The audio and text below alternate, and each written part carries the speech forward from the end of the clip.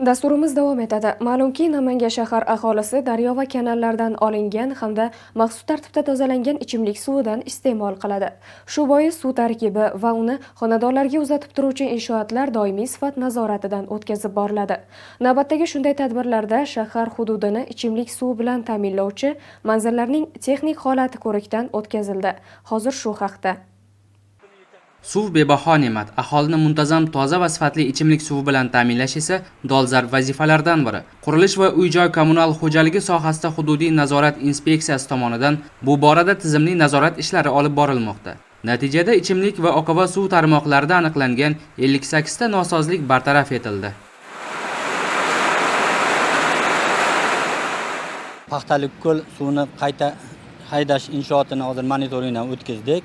Bu Paxtalik ko'l suv inshooti texnologik jarayon bo'yicha Namangan shahrini suv bilan ta'minlashda ikkinchi suv inshooti hisoblanadi. Umumiy olganda Namangan shahri, Davlatobod tumani, Yangi Namangan tumanlarini 718 ming aholisi bo'lsa, hozirgi shu inshoot orqali 20%, ya'ni 130 mingdan ortiq aholiga suv yetkazib berilyapti. Shuningdek, inshootlarda zararsizlantirish uskunalari va zarur reagentlar zaxirasi mavjudligi o'rganildi. Aniqlangan 67 ta kamchilik bartaraf etilib, 240 mingga yaqin iste'molchiga yetkazib berilayotgan ichimlik suvi sifati yaxshilandi.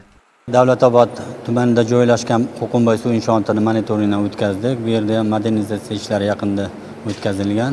Yevropa taraqqiyot bankini mablag'lari hisobiga sutkasiga o'sha 18-20 ming kuba suvni olinib, Davlatobod tumanidagi birinchi kichik tuman aholisiga, Nurobod massiviga, Orzu, Yangi hayot, Olmazor massivlariga navbat suv yetkazib beriladi. Asosan monitoring jarayonida bu inshootda ham bir nosozliklar aniqlanmadi, hech qanaqa bir maromda ishlab turibdi. Ichimlik suvi ta'minotida qonun ustuvorligi va texnologik intizomni ta'minlash, aholi salomatligi va har bir xonadon farovonligiga daxldor hayotiy masala. Tizimda o'zboshimchalik va sovuqqonlikka nisbatan murosasiz choralar ko'rilishi, adolat mezoni hamda davlat mulki daxlsizligini ta'minlashga xizmat qilmoqda.